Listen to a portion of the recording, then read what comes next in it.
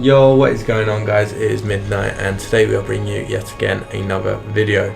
Now, for those of you that don't know, yes, I am back playing Mass for the Dead. Yes, I am doing videos again, and I'm also talking on the Discord again, being active again in that Discord, which is all well and good. Now, today's video we're actually going to be talking about the new raid that has come out on Mass for the Dead, the Pumpkin Dumpty one. Now, personally, I haven't actually been able to do a raid yet on Global because I wasn't around for the last ones that we had. So this one here I've actually, done a few runs of and stuff like that, and I'm just here to give a guide on the raid for those of you that are new to it, or for those of you that just want to know about the raid in general. Now, overall, there's going to be split up into 4 sections this video. The first part of the video is going to be talking about the boss, what units are good in terms of support, so buffing, debuffing, damage dealers. Then the second, just about the bosses, like resistances and stuff like that.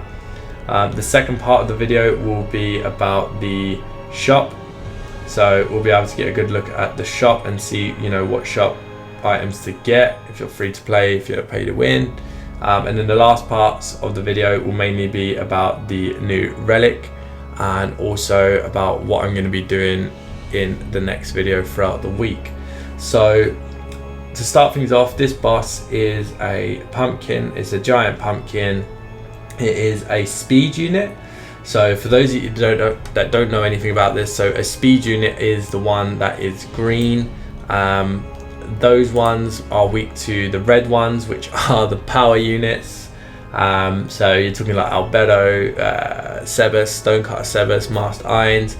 All of those units, they will do extra damage. Samurai Demiurge as well, just to name a few. Now, this unit is a demon affiliate, so any units that have got a demon killing skill or demon slaying skill, whichever you prefer to call it. So the 2 at the moment that come to mind are Momon, like the one with the adventurer, and also Touch Me Irons, so Irons in the Touch Me armor. Now, those 2 units have got good skills that can deal more damage because he is a demon boss. Now, one thing I will say as well, I'm not actually going to do a run, mainly because I don't have any AP, and secondly because I did try and record this video before but it got cancelled. So yeah, we're just going to have to look at the boss and see how beautiful this pumpkin is. So yeah, that is the boss. Now, the resistances that this guy has, he doesn't really have any, but he is immune to all status effects. So you can't paralyze him, you can't petrify him, you can't do none of that. I can't poison him, so at the moment you're just doing flat out damage to this guy. He takes more damage from fire, earth, light, dark and poison elements, so any sort of those elements that you deal will do bonus damage, not to mention obviously power units, as I said before. So I'm going to leave on the screen here, whilst I talk about the boss, a picture of the units that are really good on this raid. Now, at the top you've got the buffer and debuffer units going from left to right, which are going to be the best ones to use, and then you've got the attackers from left to right, which are going to be the best ones to use. Now, this wasn't actually made by myself, this was actually made by Sin from the Discord. Now, he's been playing the game for quite a while, he's got quite a lot of the units as well, and yeah, overall this is a really good tier list, and it's a big thank you to him for making it, because then that way he gets to help you guys out as well as other people that need to see what units they can use and what units they have that will be good to do damage, because this event is all about damage. That's all it is. The boss as well, whilst we're on the first subject, it will do a stun attack. Well, it's not a guaranteed stun, but it has on turn 4 an AoE attack which will potentially stun you. It is very, very, very, very slim, but the chances are there, and it's just good for you guys to know. Other than that, it will just do a standard basic attack. Now, moving on to the shop, as you can see here is the shop. Now, you'll get medals by 1, just dealing damage. The more damage you do, the more medals you'll get. 2, if the boss dies and moves on to another difficulty, you'll get medals for that, like as a whole. 3, you'll also get medals depending on where you're ranked in the ladder from getting the most damage done by the end of the first boss is killed. And overall, they're mainly the ways that you can get medals for this event. Now, with those medals, you can then exchange them for a few things in the shop. Now, the most part, you got standard items like limit break, stones, and like you've got the artifacts in there as well. You do get tickets in there, and you do also get a achievement icon, which is actually really cool looking. However, it does cost 10,000, which is very expensive in my opinion for just a little icon, but it does look pretty cool. So if you get it, I do understand. You do also get 7 color crystal. For those of you that don't know what this is, it's a crystal that will automatically use basically you get materials to limit break a character, but you don't actually use them, you don't actually need them. So you'll use one of these crystals and it's immediately a 5 tier 5 items, 20 tier 4, and then whatever you need for the tier 3 items. You get all of that just from one crystal. So to get these crystals, besides from shops and events, you can actually only get them from getting duplicates. So you would need to get, like for example, irons 5 times before you can actually get any more of them. You'd have to pull irons or any other unit that's 5-star 5 times, and then on the 5th time and after, you'll get 1 crystal, which is 1 limit break, which is very good. So what I'd recommend from the shop, if you're free to play or even pay to win, I would definitely recommend to get that crystal if you can. That is like the best thing in the shop by a mile. If you can also try and get at least 1 copy of the relic, just because in that way you have it for keepsake really.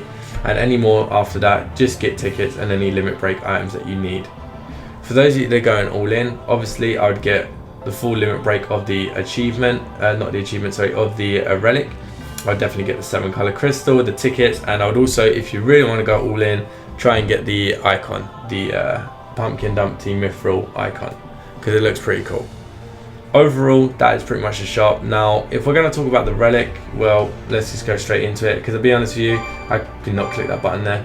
The relic is a bit 50-50. Not everyone loves it, not everyone likes it. It's kind of good, but it's not. But we'll get into that now. So here is a kind of rough idea of what the relic does. Where is it? There we go. So you get an increase in attack, defense, and HP. At max level you get 2,200 HP, 1,700 attack, 360 defense. Now the relic also has a passive which will, as it says here, increase the amount of overdrive gorge at the start of the battle. Now funny thing is, when you look at offline users site, this actually says 0%, so I don't actually know if it actually increases anything yet. I haven't popped it on, I haven't got the relic, but from what I can tell, I think the passive is just a dub. Like, it's no passive at all really, it doesn't do anything. If there is an actual specific stat that increases and the offline user site is just kind of outdated, then I will pop it in the description or even like highlight it in the comments what the actual percentage is. But if this is actually true, the relic is kind of 50-50. It gives out really good stats, like probably one of the best stats in the game for a relic, like one of them. But the passive is so bad, like it's like, do you want to lose it all for the stats? So overall, it's like middle of the range relic. It's not amazing, but it's not bad. It's just there, really. That's all it is. It's just there. But yeah, I'd still recommend to pull at least 1 copy of it if you're, you know, free to play. So overall, guys, that is everything that I can kind of discuss with you guys on the raid.